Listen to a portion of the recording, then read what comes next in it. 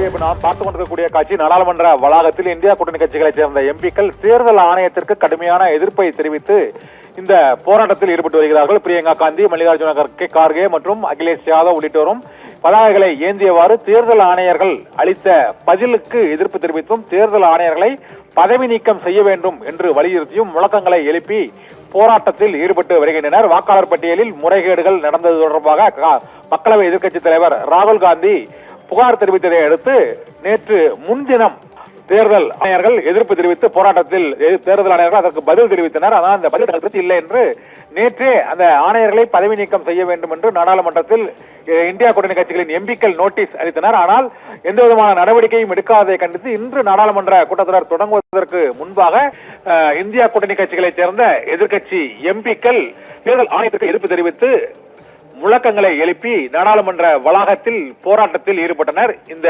போராட்டத்தில் தேர்தல் ஆணையரின் கருத்துக்களை ஏற்றுக்கொள்ள முடியாது என்றும் தேர்தல் ஆணையம் வாக்காளர் பட்டியலில் முறைகேடுகள் நடைபெற்றது தொடர்பாக உரிய விளக்கம் அளித்து நடவடிக்கைகளை மேற்கொள்ள வேண்டும் என்றும் வெளிப்படைத்தன்மையோடு தேர்தல் ஆணையம் செயல்பட வேண்டும் என்றும் முழக்கங்களை எழுப்பினார்கள். அனைவரும் கைகளில் தேர்தல் ஆணையர்களின் அந்த புகைப்படங்களுடன் கூடிய பதாகைகளை ஏந்தியவாறு அவர்கள் இந்த ஆர்ப்பாட்டத்தில் ஈடுபட்ட காட்சியை தான் நாம் இப்போது பார்த்துக் கொண்டிருக்கிறோம்.